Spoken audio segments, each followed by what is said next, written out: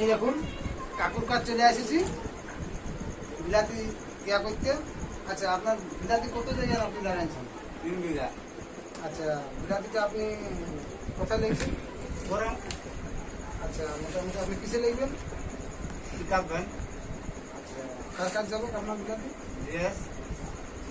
আচ্ছা, ওখানে রেট কীরকম? ওই 7 টাকা 8 টাকা।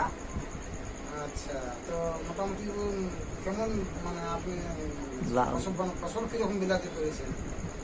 ফসল প্রচুর বসে গেল অনেক। তাহলে এই বছর লাভ কিছু হবে না নাই? মূলটাও হয়েছে আপনার?